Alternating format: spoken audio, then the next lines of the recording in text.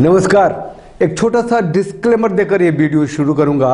Disclaimer ये है कि अभी जो मैं बोलने जा रहा हूं ना, वो 100% मेरा है। मैंने सोचा है, मेरा अनुभव है, मेरी एक्सपीरियंसेस हैं। क्योंकि मैं ये कह रहा हूं कि कांग्रेस मुक्त भारत हासिल करने के लिए मोदी जी ने केजरीवाल को अपना प्यादा बनाया हुआ है। और केजरीवाल का जब लाते हैं नाम, और तो बाकी लोग कहते हैं वो ओवैसी बीटी में बीजेपी की, ओवैसी को भी प्यादा बनाया हुआ है। अब अभी 2 मिनट अभी के सिनेरियो में बात कर लेते हैं फटाफट कि साल भर पहले क्या कहते हैं कि कांग्रेस की मिट्टी पलीत कर दी पंजाब से, धो दिया पोंछ दिया पंजाब से। आम आदमी पार्टी केजरीवाल वहां आ गई। भारतीय जनता पार्टी मतलब छोटा सा खिलाड़ी थी अकाली दल के साथ। बाद में वहां पे हंगामा नहीं हुआ कि मोदी जी को आम आदमी पार्टी ने खतरे में डाल दिया, उनकी सुरक्षा खतरे में पड़ गई।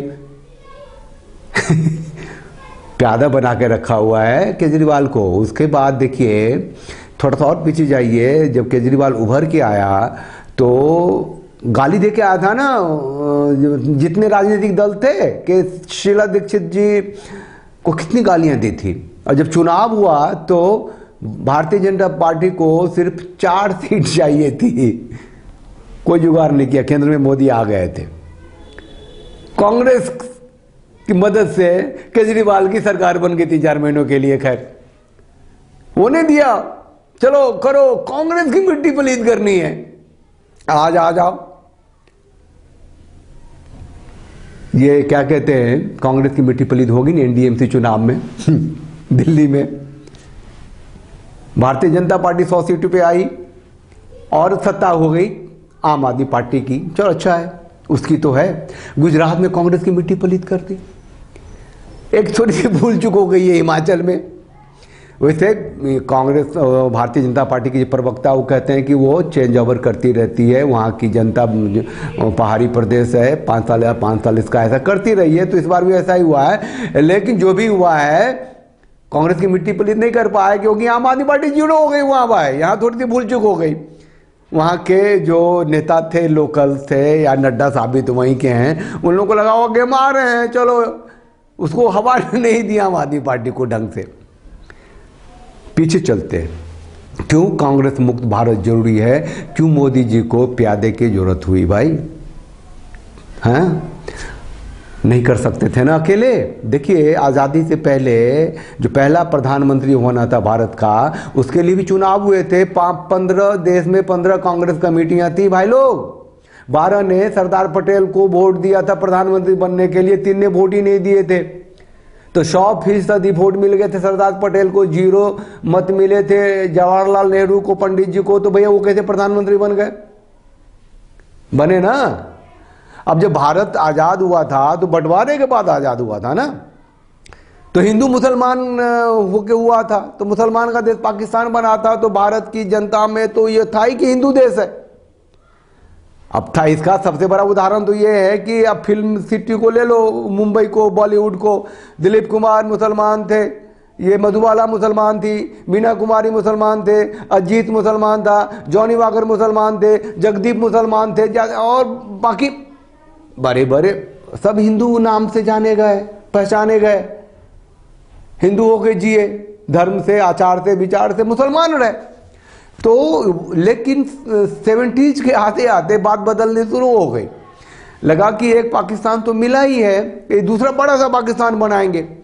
अब 1950 से ही तो भारतीय जनता पार्टी जनसंघ के रूप में आ गई थी और श्यामा प्रसाद मुखर्जी की तो हत्या कर दी गई थी। तो एक देश, एक विधान, एक संविधान, एक प्रधान, एक कानून की विचारधारा लेके पार्टी में तो थी ही, और लोग मतलब बुलबुलाने लग गई थी। 1980s में आगे 2 सीट शायद लिए थे भारतीय जनता पार्टी बन के। तो इंदिरा जी ने इमरजेंसी लगा करके 2 लाख लोगों को अंदर ठूस करके सेकुलर सब संविधान में जोड़ दिया। मतलब 7-8% वोट आज़ादी के बाद मुसलमानों की थी, बाद में 10% हो गई, 12 हो गई, 15 हो गई, होती चली गई ना। और वो एक मतलब पूरी की पूरी वोट जाती थी कांग्रेस पार्टी को। तो उनके लिए इम्पीचमेंट पॉलिटिक्स से देश का कितना बंटाधार किया, उसका छोटा सा एग्जाम्पल मैं ये दे दूं कि 1991 में प्लेसेज ऑफ वर्शिप एक्ट बना दिए कि भैया चलो कोर्ट में इसका जो राम मंदिर है कर लो, बाकी को जो मस्जिद जो मंदिर टूटे कुछ हुए कुछ नहीं, बात ही नहीं कर सकते, अदालत में नहीं जा सकते। 1992 में माइनॉरिटी एक्ट बना दिया। बताइए, और माइनॉरिटी एक्ट का मतलब ये नहीं था कि मुसलमानों को माइनॉरिटी बनाया, हिंदुओं को भी तोड़ा। जो हिंदू मोटे तौर पे जो हिंदुओं का जो एक क्लब हाउस है, ऐसे इस भाषा में समझें, जिसमें सिख हैं, जिसमें बौद्ध हैं, जिसमें जैन हैं, सबको अलग कर दिया। भैया वो लोग भी माइनॉरिटी हैं, तो हिंदुत्व पर ही प्रहार करना शुरू कर दिया। 95 में बना लिया वो वक्फ बोर्ड। अरे आजाद देश में वक्फ बोर्ड, उसके लिए अलग ट्रिब्यूनल, पैरेलल सरकार बना दी मुसलमानों की। FCRA बना दिया 2010 में।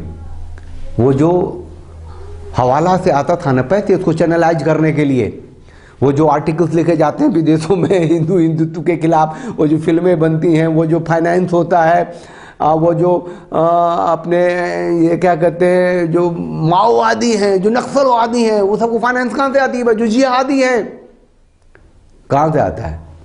58 देश से मुसलमानों के उधर से ही आता होगा, या फिर मिशनरीज हैं बहुत। तो ये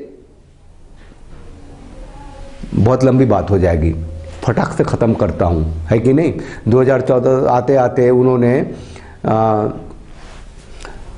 राइट टू एजुकेशन था, मतलब कि 14 साल तक के बच्चों की एजुकेशन एक जैसी होगी, है ना, जो जिस भाषा में उस भाषा में होगी, तमिल में, तेलुगु में, मलयालम में, हिंदी में, पंजाबी में, उर्दू में, मैथिली में, हर जगह। इन लोगों ने इनकलाब किया तो मदरसे को राइट टू एजुकेशन एक्ट से अलग कर दिया।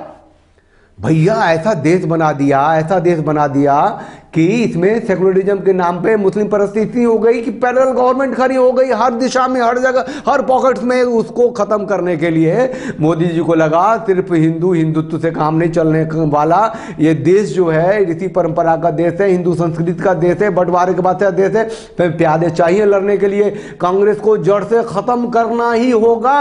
और इसके लिए केजरीवाल से अच्छा कौन होगा? जब मर्जी होती है मोदी जी को गाली देता है, वो सुनते हैं, उठापटक करता है। लेकिन देखिए उसने कांग्रेस को खत्म करने के लिए कितना बड़ा रोल हासिल किया है।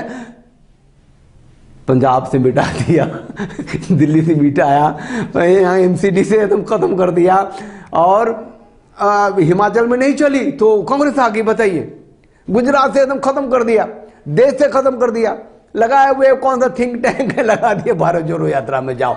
अब यहाँ चूंकि हिमाचल में आई है तो कहते प्रियंका गांधी की वजह से आई है। व्हाट इज द फैक्ट, मैं ये कह रहा हूँ कि ये मोदी जी के प्यादे बन के काम कर रहे हैं ये केजरीवाल जी। मुझे ऐसा लगता है जब मर्जी हो मुस्लिम अपीजमेंट की बात कर लेता है, मौलानाओं को सैलरी दे देता है, और फिर हनुमान चालीसा भी गा लेता है, राम मंदिर का विरोध करता है, वहाँ हॉस्पिटल बनने चाहिए, जब बन जाता है तो कहते हैं हम बस लेंगे और सबको घुमाएंगे, राम मंदिर के दर्शन कराएंगे। ये बंदा सही है ना, समय के हिसाब से अपनी बातें बदलता है। अब पॉलिटिक्स में तो साम दाम दंड में सब चलता ही है। अब देखेंगे कि जब ये ज़्यादा पंख फैलाएगा तो हो सकता है कि ये पूरा का पूरा हिंदू विचारधारा, हिंदू संस्कृति का देश मान के पॉलिटिक्स करने आएगा। तो भैया लोकतांत्रिक व्यवस्था किसको बुरा लगेगा? किसी की भी सत्ता हो, क्या मतलब है? ये जो क्या कहते हैं इशरत जहां है उनसे लेकर के, अफजल गुरु से लेकर के, जाकिर नायक से लेकर के, औरंगजेब और बाबर सबको जो कट्टर मुसलमान हैं, जो मानते हैं, वली मानते हैं, उसके पीछे जाते हैं। मौलाना अब्दुल कलाम आज़ाद की ना सुने, और हमारे जो राष्ट्रपति थे कलाम साहब, उनकी बात ना सुने, उनको मुसलमान ना माने, तो उन सब पर तो विजय पानी होगी ना। देखिए भारत ही ऐसा देश है जहां की दुनिया के सारे धर्म हैं और मुसलमानों के सारे फिरके हैं। अब कश्मीर की बात कर लें, वहां पूरा का पूरा मुसलमान सत्ता आ गया था तो चरारे शरीफ को चला दिया और कहा कि एंटी इस्लामिक है, क्योंकि वो मजार एंटी इस्लामिक होता है। अरे भारत के किसी कोने में किसी मजार को छू के दिखा दो। तो जब तक हिंदू साम्राज्य है, हिंदू सत्ता है, हिंदू संस्कृति का एक देश है, तब तक मुसलमान भी सुरक्षित है। इस बात को समझना तो पड़ेगा। लेकिन वो पॉलिटिकल लोग हैं, वो नहीं समझे, उन्हें तो वोट से मतलब होता है, कौन समझाने जाता है। नहीं तो अगर हिंदू संस्कृति सभ्यता का देश ये न रहे तो सारे मुसलमान जितने फिरके आपस में लड़ मर जाए, कट पड़ जाए। मस्जिदों के आगे लिखते हैं कि फलाने का प्रवेश वर्जित है। ईरान, इराक, लेबनान जैसे बम फूटने लग जाए, यहाँ आइस हर घर में पनप जाए, वो जो है कि आखिरियत होगी तो सारे मरेंगे, आज ही हो जाए। तो ये ज़रूरी है भारत की ऋषि संस्कृति को बनाए रखने की, हिंदू संस्कृति को बनाए रखने की। आपको मालूम है जो इंडोनेशिया के प्रधानमंत्री थे, वो क्या अहमद सुकर्नो नाम था उनका, गलत हूँ तो आप सही कर लीजिएगा, वो भारत आए थे पहली आज़ादी में चीफ गेस्ट बन के यहाँ, और वो यहाँ से गंगा जल ले गए थे, और वो कह रहे थे कि भैया मैं मुसलमान हूँ तो क्या अपने पूर्वजों को छोड़ दूँ, उन्हें बदल दूँ, अपनी संस्कृति छोड़ दूँ? तो भैया जब हमारे पूर्वज एक हैं, हमारी संस्कृति एक है, सिर्फ पूजा पद्धति अलग है ना, कौन सी लड़ाई हो गई? उसी हिसाब से पॉलिटिक्स करो ना। तो ऐसा तो हुआ नहीं, कांग्रेस ने तो ऐसा होने नहीं दिया, इसको तो पक्का बांट दिया, उधर धारा 370 लगा दिए। एक नेहरू के हाथ में आया कश्मीर, तो बाकी पटेल के हाथ में था, तो पूरे भारत को एक कर दिया। तो कांग्रेस को तो जड़ से खत्म होना ही पड़ेगा, उसकी मिट्टी पलीत करनी पड़ेगी। कांग्रेस मुक्त भारत हासिल करने के लिए मोदी जी ने जब जो दो प्यादे जो सामने दिख रहे हैं, एक केजरीवाल और एक ओवैसी तो बिहार भी चला गया था चुनाव लड़ने, 5 ले भी आए थे। बाद में कुछ खुशबू आई होगी कि नीतीश तो पलटबाज है, शायद पलट के चला जाएगा, ये लालू एंड फैमिली की तरफ, तेजस्वी की तरफ, तो सारे उसके ओवैसी के जो 4 MLA थे चले गए उसके तरफ, अब उसकी सरकार बन गई है। खैर जो भी हो, आप लोग चैनल को लाइक कीजिए, शेयर कीजिए, सब्सक्राइब कीजिए। मुझे लगता है कि केजरीवाल प्यादे मोदी जी के कांग्रेस को जड़ से ख़त्म करने के लिए इस्तेमाल हो रहे हैं, और इससे ज़्यादा कुछ नहीं है। आगे देखते हैं क्या क्या होता है। हम तो राष्ट्रवादी आदमी हैं, हमारा छोटा सा चैनल राष्ट्रवादियों का चैनल है। चैनल को लाइक कीजिए, शेयर कीजिए, सब्सक्राइब कीजिए, और वो बेल आइकन को प्रेस कर दीजिए, जिससे कि आपको नोटिफिकेशन मिलता रहेगा। तो हमारे साथ बोलिए भारत माता की जय, वंदे मातरम, जय भारत।